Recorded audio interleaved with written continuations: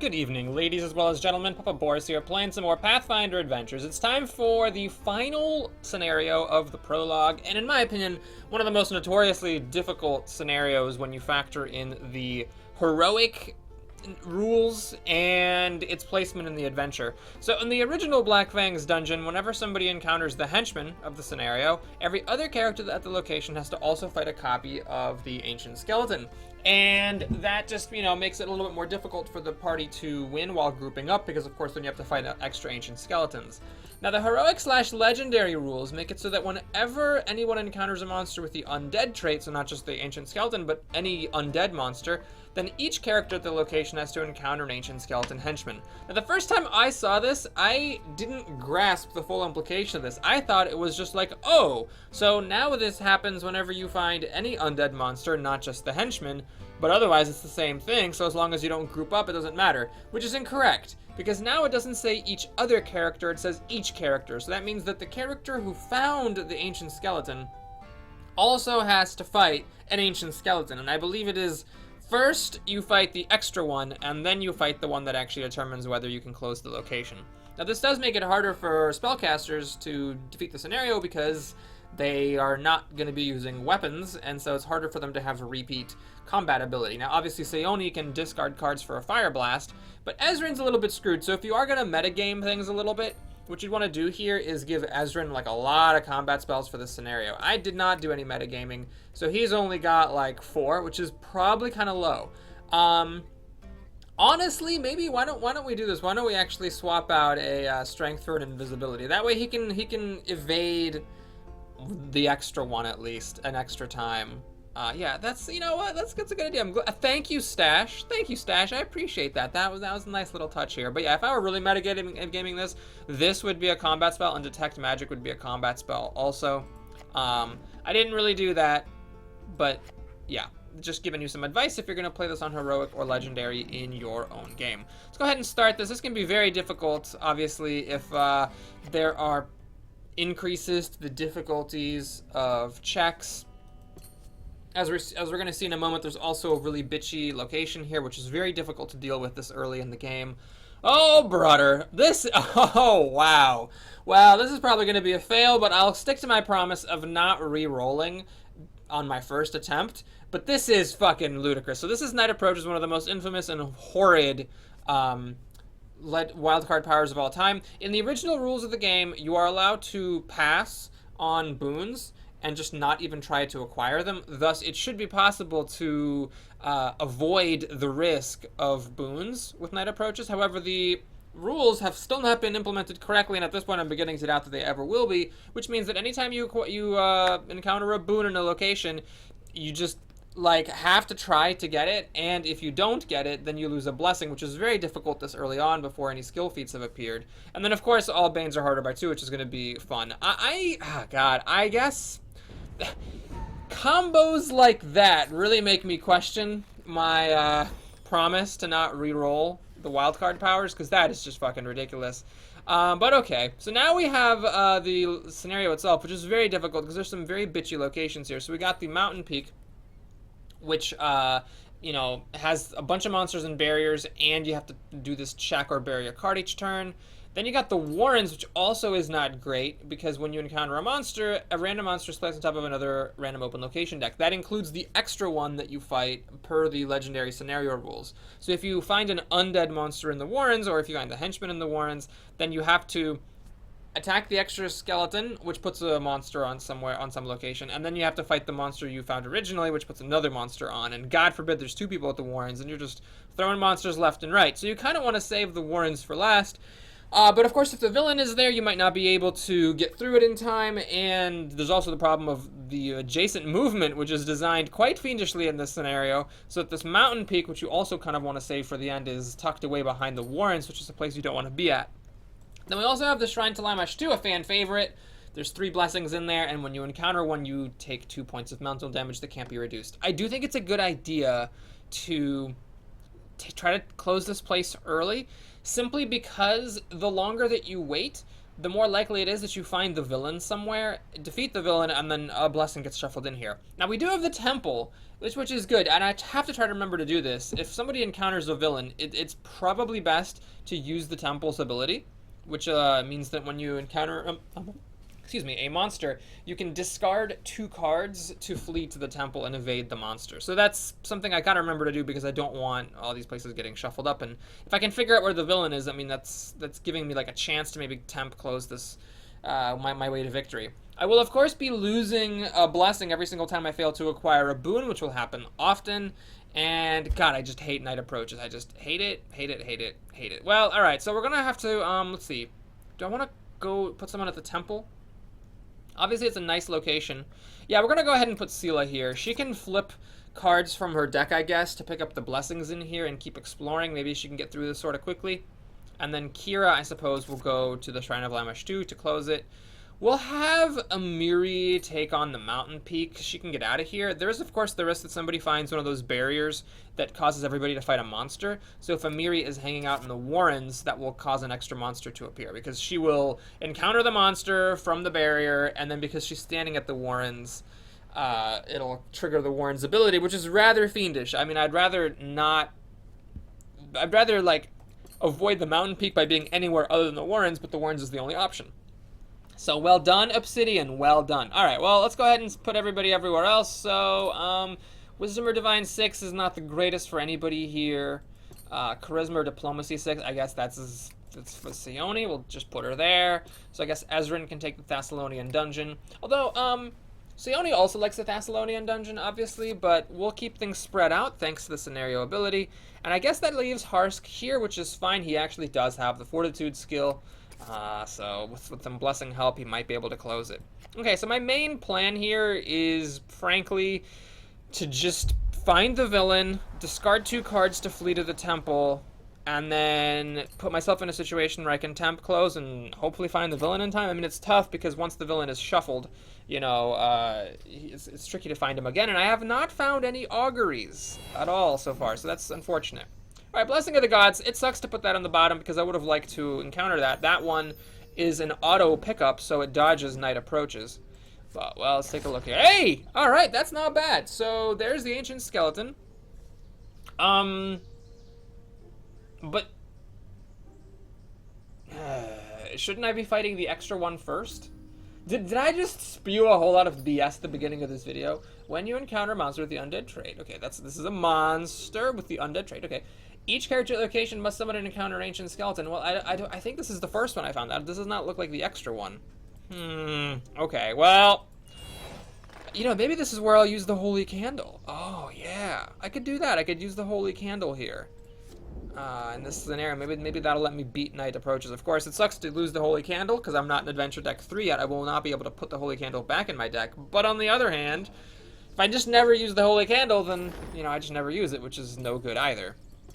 Okay, the one annoying thing here is that I didn't start with a weapon, but the good news is that I did start with my cure, so I'm not that worried about flipping cards left and right because, well, it sucks that I lost a weapon, but, at least, like, I am not going to lose my cure, so after I discard a bunch of cards here, I can cure some of them back. Alright, 95% chance, we'll have to take it. Can't really afford to be too choosy here. I got frickin'... So, was this the first one, or is this the second one? Alright, let's do this for science, guys. I'm gonna re-roll. I'm gonna forfeit the scenario if this is not how I think it is, but based on what the game is telling me, this would appear to be the extra skeleton, not the one that determines whether I close the location. So I'm just gonna use my armor here. Just gonna use my armor. Oh, discard 3. That's too bad. So I can either bury this, or I can recharge it and discard a troubadour. Well, let's go ahead and recharge it and then discard a troubadour, then I can cure my cards back. Okay, so it's which is weird. Usually when it says when you encounter, fight blah blah blah, it's the extra one that happens first, and then the real one happens later, but here I guess the real one happens first. That is not properly worded. But, okay, I can't really complain too much. I did actually close a location on the first round here, which I'm pretty happy about. Now, there's a 50-50 chance that I waste some healing, so I did waste a little bit of healing there, but I'm gonna do this because I want to, get those cards back in my deck and get this out of my hand to increase my odds of drawing a weapon. Of course, I just flipped one of my weapons into the discard.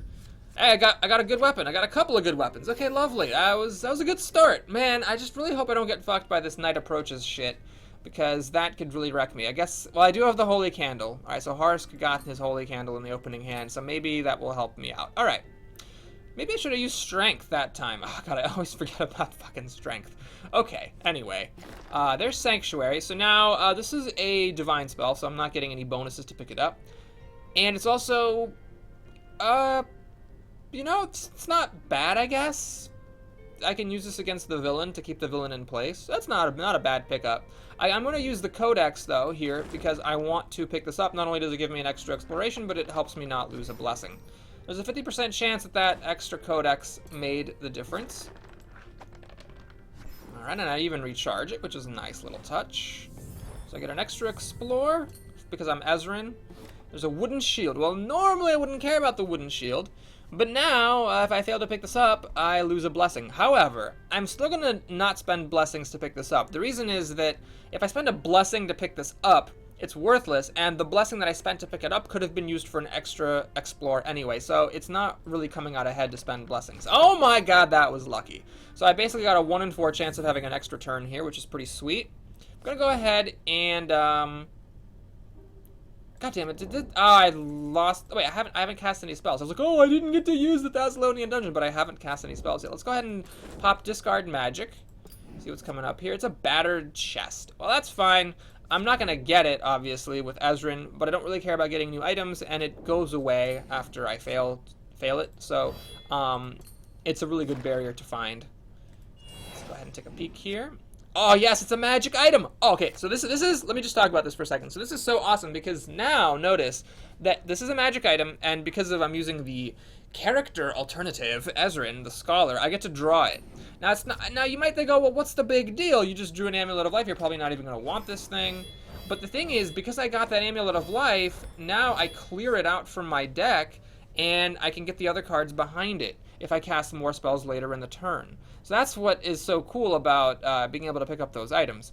Now here I can use the Sage to explore again, which obviously is good since we want to get through the scenario quicker and close the locations quicker. However, there's a couple things making me not want to do that. One of them is that the Sage can help me close this location, and the Sage can help me pick up a spell if I find a spell. Finding a spell is like doubly good now for Ezrin and picking it up, because it not only gives him an extra Explore, but it stops a blessing from being lost to Night Approaches. So it's sort of like the difference between acquiring or not acquiring a spell is like 2 turns, because it's the difference between losing one and gaining one, and the difference between -1 and -1 is 0. So I don't really want to discard this to explore again, given that it can help me in so many ways. What I'm going to do is I'm going to I'll have to discard 2 cards. Shitballs. Okay, I thought I was only going to discard 1, and I would just discard the wooden shield. As that is not the case, I will just go ahead and use the Sage to explore. So there's the battered chest. I will fail this, which is fine, because it is then banished. And now I just only have to discard this wooden shield, and we are good to go. Alright, Amiri's hanging out at the Warrens, but I'm not going to explore here, because I don't want to do that. I don't want to put monsters on top of open locations. She is going to be diving back and forth from the mountain peak, and here I basically just want to find the henchman as soon as possible. So luck being a lady here just means finding the henchman Esperanto. We got a rusted chainmail. Well, I got a 90% chance of picking it up, so I'm not going to spend blessings on it. Alright, so we're in an interesting spot here. I could recharge this tiger to explore again. I will. She's got pretty good combat, so I'm going to go ahead and recharge that tiger. There's a mercenary. Okay, that's fine. So we're going to spike chain it up here. I don't like this hand. This hand is pretty crappy. So I'm going to go ahead and bury a card to Rage Against the Machine. It also helps me make my combat check. The spike chain can be discarded for a reroll if you fail. So with a spike chain, you know, it's not as big of a deal if you only have like a 90% chance of failure or success, because if you do fail, you can discard it and go again. And the odds of failing a 90% check twice are very low. So I'm going to go ahead now and, well, do a couple of things. First of all, I'm going to move away so I don't have to bury a card, or at least make survival checks to avoid burying a card. And I'm going to also recharge away this armor, because I don't actually need armor particularly in this scenario. We got a decent hand there. Okay, cool. So Sione's up. Now, the Amulet of Life is an interesting card here, because on the one hand I don't need it, but on the other hand, if I find the villain does deal 0 to 3 damage. So hanging on to this is not a bad idea. But at the same time, if I did find the villain now, I would just discard 2 cards to evade the villain, because I don't want to fight the villain right now and have him go in a random place. I want to know where he is. So I'm going to use the Throne Room's ability to recharge away that amulet and do that. Why does she have invisibility? Oh, God. Why does she have this card? Oh, yeah, I did make that choice, didn't I? Well, it's kind of handy in this scenario, I guess, so whatever. Force Missile. Well, that's actually a really nice pickup, because I am guaranteed to pick it up, so there's no risk until night approaches. And it's a combat spell, which she only had 1 of. I'm going to go ahead and discard the Troubadour then to keep exploring. There's an Enchanter. Well, Enchanters are definitely the bitchiest cards early on. And I could evade it with invisibility. The problem is, I still only have a 50% chance that I avoid encountering the Enchanter, so I'm just going to take the damage. And we're going to hope that at some point, Sione can get healed. Let's see here. I guess I'll discard... I hate to discard these cards because they're so useful in this scenario, the combat cards and the evasion, given the, the special rules. But I am going to do it. I'm going to discard invisibility and... Oh yeah, I guess the other one comes later. Go ahead and use Acid Arrow. Harsk should help out a little bit. And now I have to discard another card.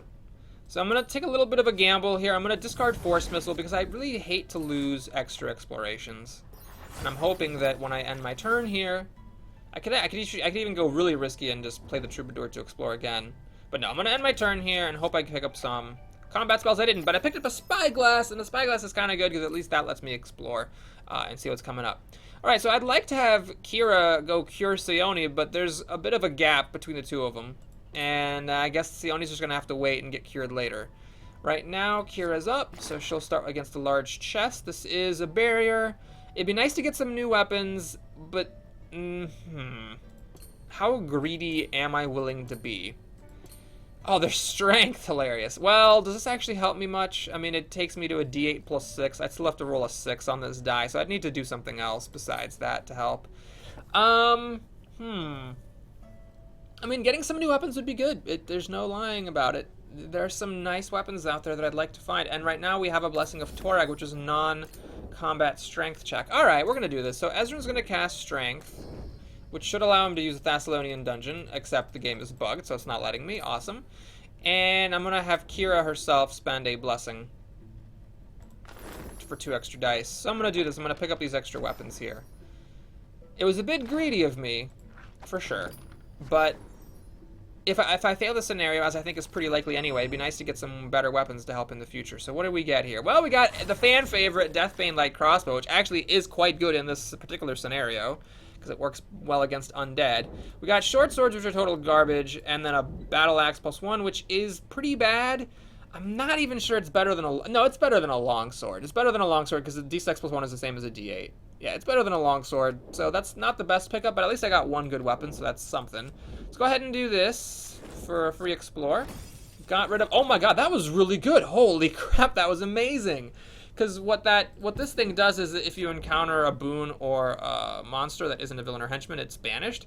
So I actually encountered a blessing, which normally would have made me deal 2 points, take 2 points of mental damage, but because it got banished, I didn't have to deal with that. Way to go, Goblin Golem. Alright, what I'm going to do here is cast Cure, I think. Because my deck has 2 cures. I didn't even waste any healing, so that's perfect. I want to just get it out of my hand, because I do want to get into more blessings and stuff. Now I'm going to do some discards. Oh, Jesus. Oh, hey, it does let me. Nice. Oh, come on, let me do it. Can I do it now? Yes, I got my Caltrops. And my Lightning Touch. Ballin'. Oh, yes. Let's get this on. All right, well, I don't really care that much if I recharge Strength or not, and indeed I do not recharge it. But that was pretty cool. So now, she has to discard some cards. I guess I'll keep the armor, because these short swords are just so garbage. Now, does the battle axe require weapon proficiency? It does, so I'm going to discard that as well. And I don't think I'm going to be able to pass this off to Harsk anytime soon. So, we'll just discard that as well. Okay, hang on to the armor, because there is some damage in this scenario. Alright, Harsk is up. We got Holy Candle. I'm just going to go ahead and do it now. Of course, there's a chance that it ends up being wasted. Of course, there's a chance that we lose anyway, and I get nothing out of it. But I just want to get it out of my hand. Hey, hey, hey. Alright, so this is the real one. This is the one I have to make. The next one I'm just gonna, I guess, fail and not care about. So, unfortunately, the crossbow does mean that this thing is harder by 3, but let's see what we can do here. So let's go ahead and pop that blessing. 81%, not quite good enough. I don't think anyone can do anything but throw a blessing on it. So, okay, we'll do a blessing. 95, that'll have to do. Yep. Okay, so now comes the other one. And I guess I'm just going to lose the heavy crossbow and the troubadour. I think it's better for him to lose these 2 cards than it is for him, or for someone else to spend a blessing. Let's close the location. So now fortitude. You know, the funny thing is, original Harsk does have a better fortitude skill. 85%. Man, that's... 85%. I'm going to spend a blessing. I just really want to close this place. If I failed, that would be super annoying, and I guess there's a chance that I'll lose this scenario because of that 1 blessing I spent, but gotta take a risk somewhere. Alright, he gets dagger. The dagger's his only weapon, which is kind of unfortunate at the moment. Alright, let's go ahead and pop our heal. Now, where does she go? Well, she has the divine skill, so I guess she's gonna go to handle this desecrated vault. This is another bitchy location. If you defeat a monster with an undead trait, there's a 1 in 6 chance it's undefeated, which can work on the henchman as well. It's just a big ol' honkin' problem. Alright, I have to flip a card to try to get these boots because night approaches. And I rolled 2 1s, so I do lose a blessing here. That's the blessing I got from the holy candle. And that's all I can do this turn. Handful of weapons. Alright, Ezran's up. I could have considered discarding maybe this mace. No, she wants to use the mace. Is the spike chain... that's an interesting question. Okay, let's take a look at this. This is an average of 6. Mace is an average of 4.5. But ancient skeletons are harder by 3, so I think actually the mace is better than the spike chain against ancient skeletons. Okay, anyway, let's go ahead and go on then. Invisibility. Ooh. So I want to pick this up for the extra explore, but I only have a 66% chance of getting it. Is it worth spending a blessing? I don't think so. I'm going to go ahead and take those 2/3 chance. Come on. Law of averages, don't let me down now. Alright, there it is. We got invisibility, get an extra explore. There's a scout. Alright, we'll do it. We'll do it. We'll do it. I don't want to evade this thing and just have to deal with it later, or at least have a 50% chance of dealing with it later, and I do have an Amulet of Life right now, which can help me with this. Okay, let's try to recharge it. Alright, getting some good rolls. Let's see, his hand size is 6. So if I draw an extra card, I am gonna end up having to recharge, or having to throw a card away. God, I really want to use this Bird Cruncher Crown, but I just don't think that it actually is that helpful. It'll be helpful in Adventure Deck 1, which is a lot more goblins. Oh my god, that was way too close. Ooh. Okay, I'm not gonna draw a card here. I'm not going... Well, I'll take a look at what this is. Force-Missile. Yeah, there's no point in drawing it. I would just end up having to discard something, so that's optional. The Thessalonian Dungeons thing is not optional. You don't get to look at the card and then decide. So that's why I took a look, decided not to take it. Alright, well, Ezran's kind of in a weird spot, because he can only explore once per turn. But there are only 5 cards left here. How many more turns does Ezran have? I think he's got, what, like 2 more turns or 3 more turns? He might be able to close this place, if he's a little bit lucky. The best would be if the villain was in there. That would really be ideal, because then that would let me win the scenario. If the villain's in the Warrens, by contrast, I could be in a lot of trouble. Okay, so let's explore here. Goblin Commando. Well, this isn't the worst thing in the world. I do have the leather armor to recharge and block the damage. And as for the combat check, I guess I don't need the longsword and the spike chain. Let's see what happens if I just discard the longsword. 90%? Alright, that's not quite good enough. Let's reveal it, and let's actually bury it. I don't know how soon healing is going to come, so we'll take that extra little bit of help. And do I spend a blessing to go again? I think I have to now. I've used the holy candle. It rolled minimum. I'm down to, 2/3 of the time. I gotta make some progress.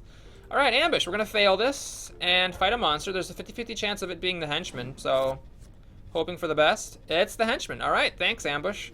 Now, of course, there are some difficulties here, which is that every die rolled has a -1 penalty, and I have no cards left to rage against the machine with. So, this is actually kind of rough. I only have a 45% chance of success here. Well, I guess bitch is gonna have to spend some blessings to make sure this works. 81%? Well, 81% with a reroll is just gonna have to make do. Oh my god, I can't really complain about my luck here.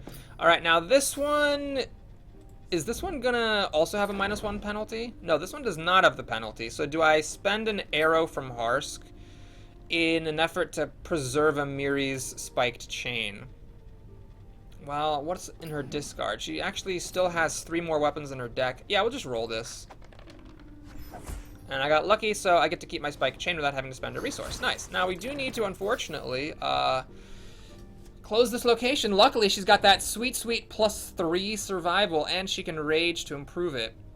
Yeah, I'm gonna give up the spiked chain to guarantee this check instead of spending a blessing, because we're just a little low on blessings in the party right now, and my healers are unable to get to the different places.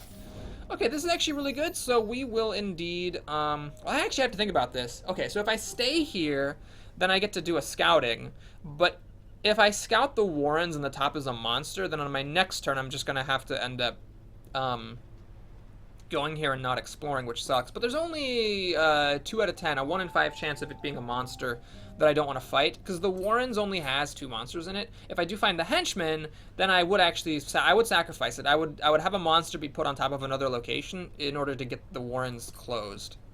Well, what's the Warrens? Dexterity, Acrobatics 6. Okay, so Amiri's got a D6 Dexterity, so I have to spend 2 blessings to close it. Yeah, it'd still be worth it, so I'm going to stay here. And we're going to go ahead and scout and look at the Warrens. It's a fucking scout. Okay, so I definitely don't want to encounter the scout. Oh, I'm still allowed to move? Oh, awesome. All right, well, we're going to go here then, and I'm not going to explore it. This is where I really wish I had Augury, because if I had Augury, then I could get that scout out of the way.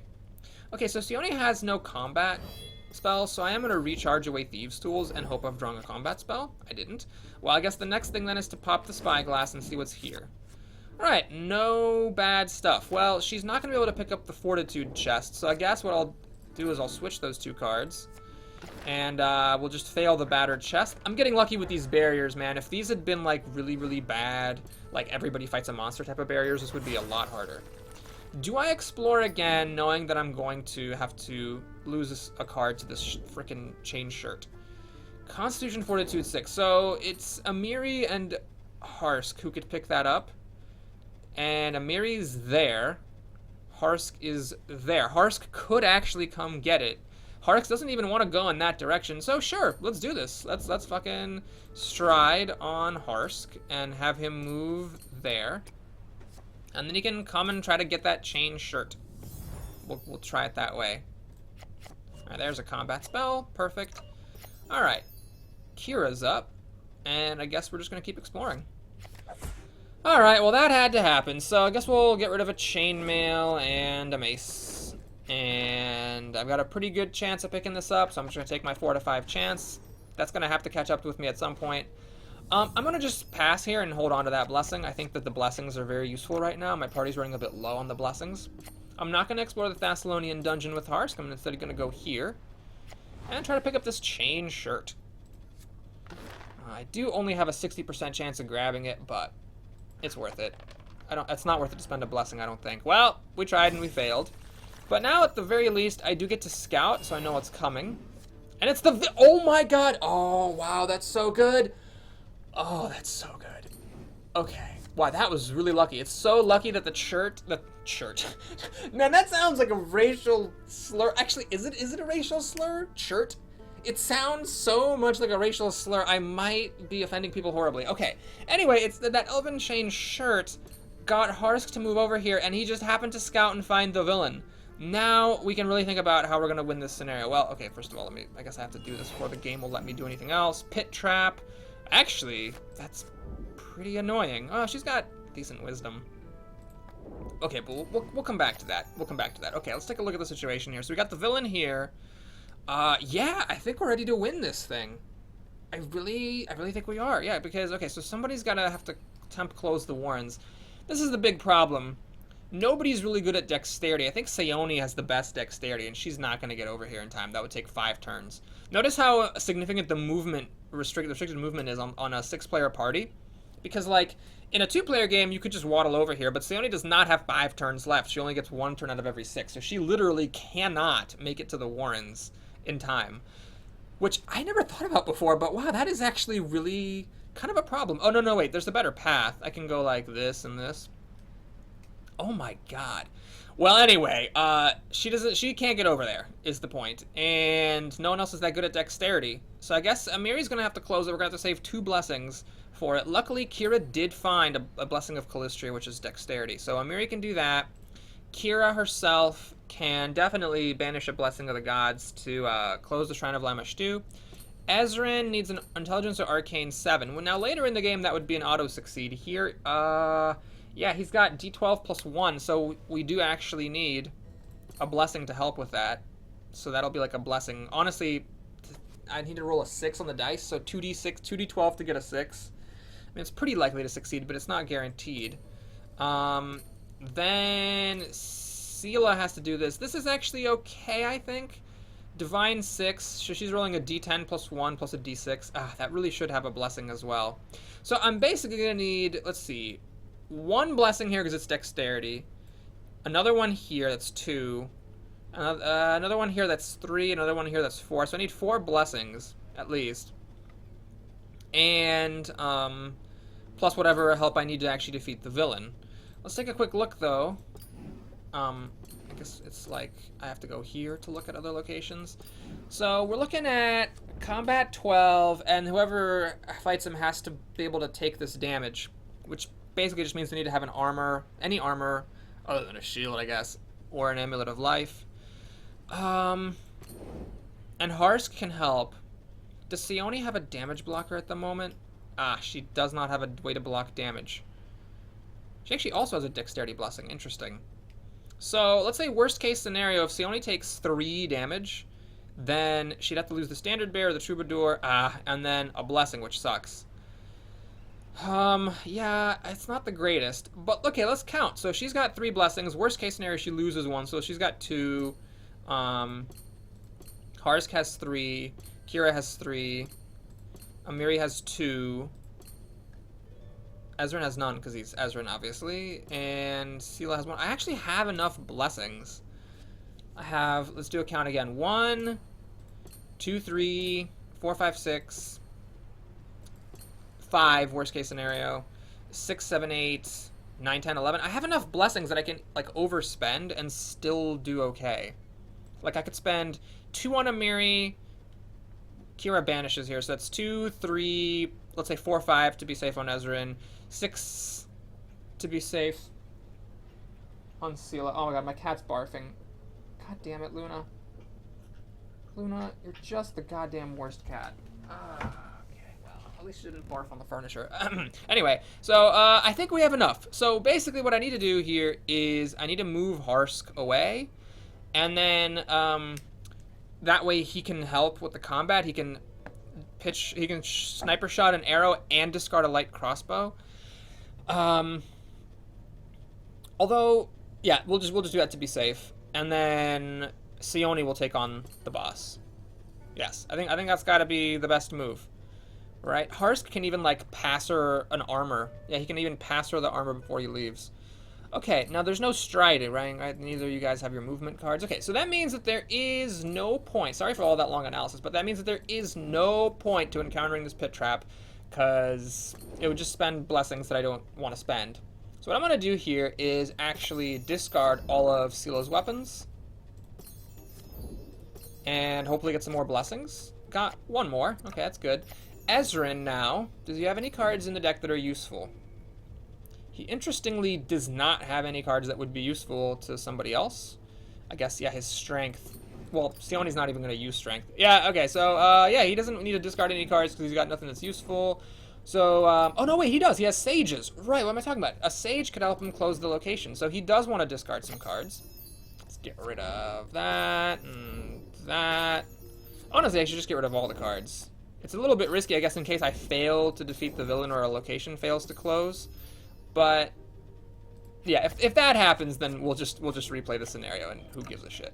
All right, so Amiri here is fine. I guess she might as well pop the spyglass to see if what's underneath the scout is worth getting. Interesting. Well, she's dumb as bricks, so she's only rolling a d4. But it would be nice to pick up, because I'm still using a lot of basic deck spells. Alright, well, we'll try it. So I'll spend a blessing. I think we have enough blessings that we can take a little chance here. Alright, 50-50 chance I would have gotten it anyway. But anyway, there we go. I don't need it, obviously. I don't need to move because I am closing this place. So I don't want to keep that. I don't want Adair. And then, yeah, hopefully she'll pick up another blessing or two. Did not. Alright, well, that's fine. We should still have enough. So, now... Sayoni. How do I want to do this? What I could... Hang on. What I actually could do is I could actually cast... Oh, no.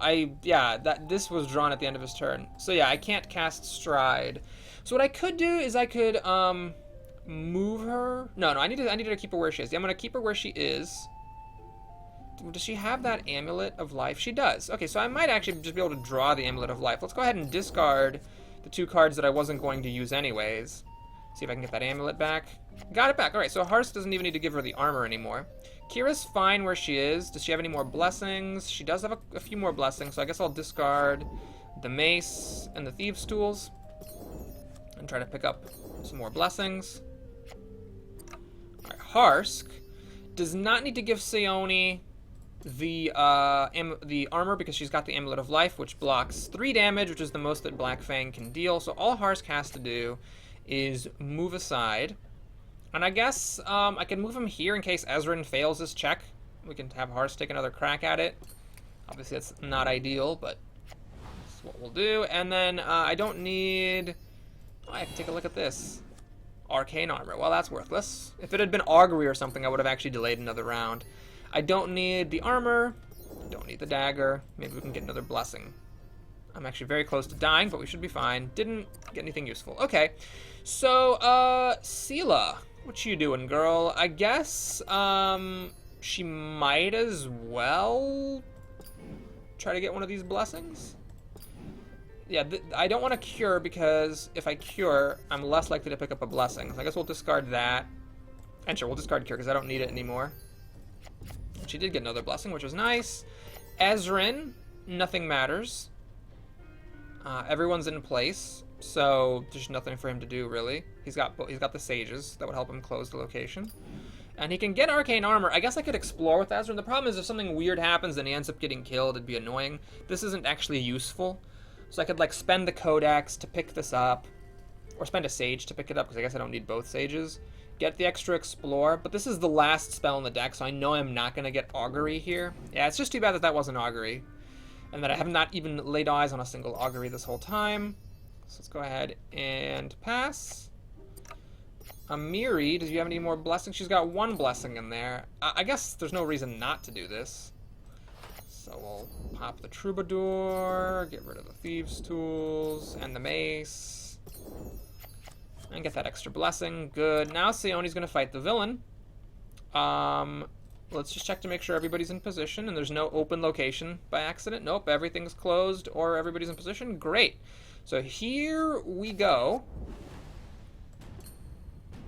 Oh, man. I am so happy. I've been lucky. I know it's trendy to complain about one's luck in a die rolling game, but I have to say I've been very, very lucky in this run. There have been some clutch rolls that I made exactly on 1, and then just Harsk coming over to a location he would otherwise have never been at because of an elven shirt and scouting, and as a result, finding the villain was just super handy, especially because this is by far the hardest scenario of the prologue, and just really one of the deadliest scenarios in the whole game, I think, with the heroic rules, relative to the character's power level at the time. Okay, let's go ahead and do Sela. So, of course, she's going to flip a card. And it's a free flip. Nice. And, of course, she's going to play a blessing. Oh, this is actually nice. We have the Charisma blessing up, which is great because I get 2 dice here, so it's an auto-succeed. That is lovely as well as dovely. Now, I guess we'll do a Miri. I think what I'm going to do here is just keep it real simple. We'll spend the Dexterity blessing from Kira. And we'll spend whoever had the Dexterity blessing, Sayoni. So this can only fail if all 5 dice roll a 1. Now let's close this place. I'm obviously going to have Ezrin do that, so he can play a Sage. And I have a lot of blessings. In fact, there's no way Harsk can even use all these blessings up. There's no way Sione can use all these blessings up. There's no way Amiri can use both of her blessings. So yeah, we might as well just get the auto success here.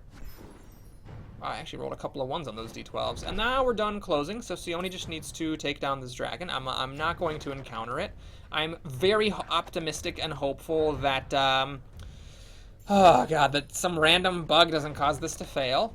Alright, so he did roll maximum damage, which is fine, because I have the Amulet of Life. So let's discard that shit. Very good.